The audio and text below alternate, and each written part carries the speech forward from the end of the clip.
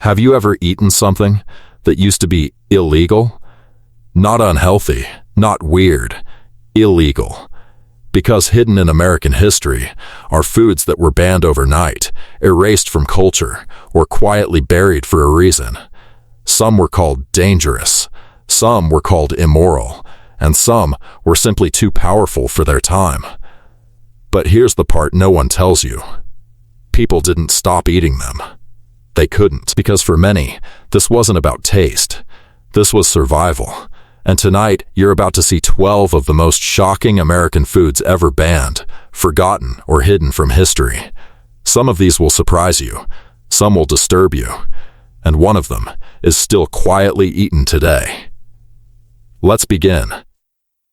Number 12. Absinthe-inspired tonic drinks. This wasn't just a drink. This was rebellion in a bottle. In the early 1900s, Americans became obsessed with herbal tonics, many inspired by absinthe, the infamous European spirit blamed for madness and hallucinations. The key ingredient? Wormwood. People believed it sharpened the mind, energized the body, even expanded consciousness. Workers drank it to push through exhaustion. Artists drank it to feel something deeper. This was not a beverage. This was escape. But then came the fear. Reports of hallucinations, addiction, even violent behavior began to spread. Whether true or exaggerated, it didn't matter. By 1912, the U.S. banned absinthe and anything resembling it. Overnight, these tonics vanished from shelves. But here's what's interesting. People didn't forget the feeling. Underground versions continued, hidden in plain sight. Because when reality is too heavy, people will always find a way to lighten it. Number 11. Mock apple pie. Yes, apple pie, but not the kind you're thinking of. During times of extreme poverty, especially the Great Depression, many families couldn't afford apples, so they made something else. Crackers. Sugar, cinnamon, lemon, mixed together, baked carefully, and somehow it tasted like apple pie. This was not cooking. This was strategy. It was called mock apple pie, but here's the twist. During wartime rationing, recipes like this were discouraged, even controlled, because they used substitute ingredients that disrupted supply chains. Authorities wanted strict control over food usage. And anything that bypassed that system was quietly pushed out. But families kept making it anyway, because this wasn't about dessert. This was about dignity, about giving your children something sweet when life offered nothing, and that was enough. Number 10. Raw milk. Simple, natural, straight from the cow. For centuries, Americans drank raw milk without question. No processing, no chemicals, just milk. Farmers relied on it. Families trusted it. This was not a trend. This was life. But as cities grew, things changed. Milk started traveling long distances. Sanitation became inconsistent, and diseases began to spread. Tuberculosis, brucellosis, infections that could kill. So the government stepped in. Pasteurization became the law. Raw milk sales were restricted, and in many places banned. But here's where it gets controversial. Some people never agreed.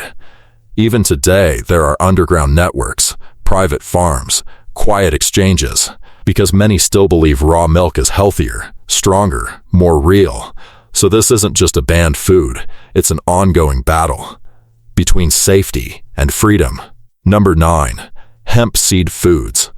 Long before it became controversial, hemp was everywhere, used in rope, clothing, medicine, and yes, food.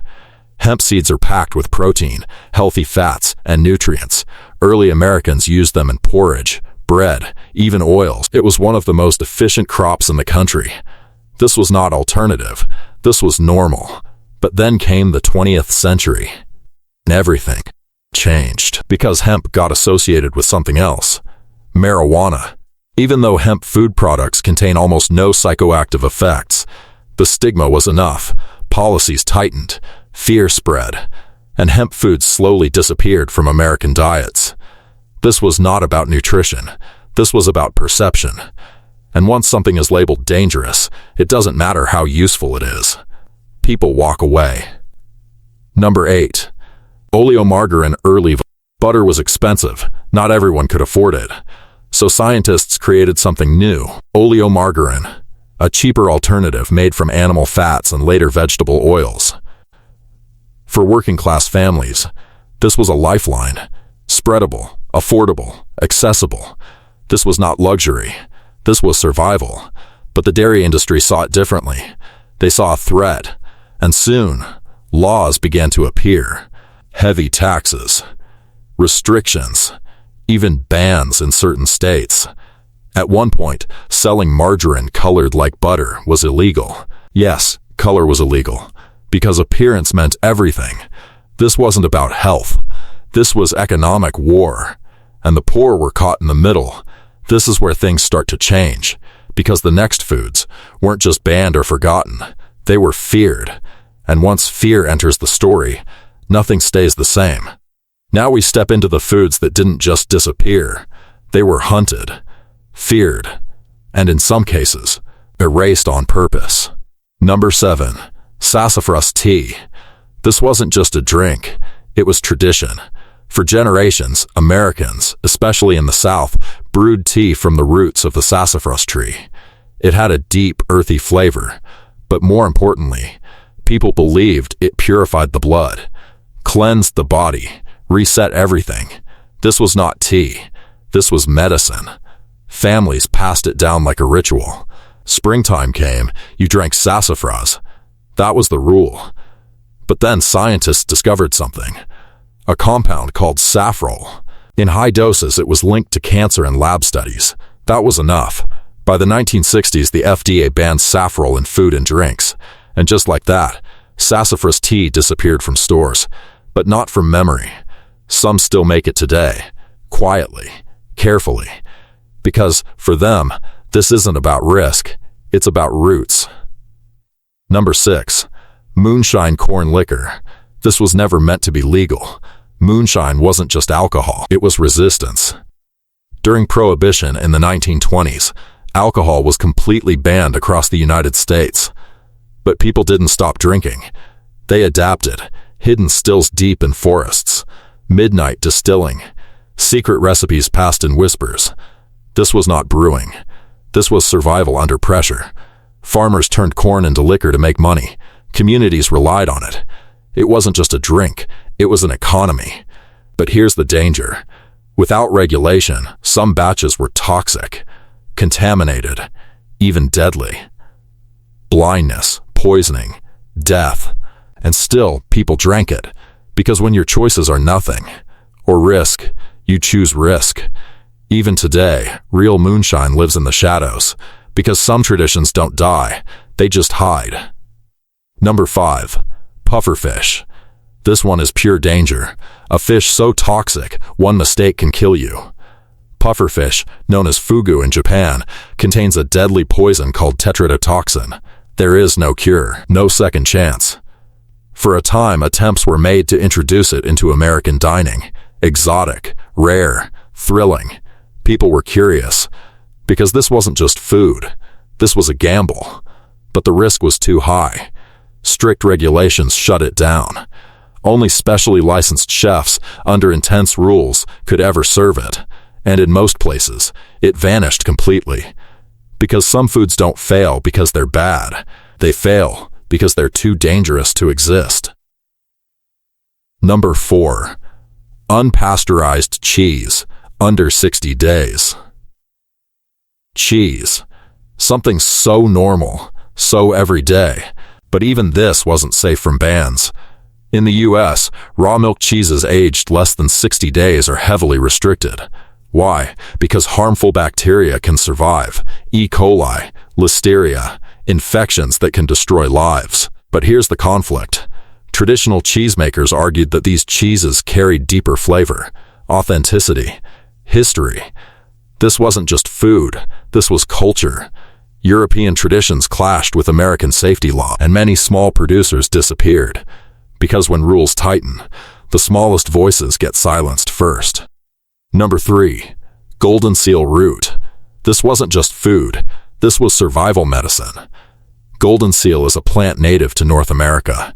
Used by Native Americans for centuries, it treated infections, boosted immunity, helped wounds heal. When early settlers arrived, they learned quickly, because in the wilderness, there were no hospitals. This was not herbal tea. This was life-saving knowledge. But over-harvesting became a problem. Demand exploded. Supply collapsed. And eventually, restrictions and warnings followed.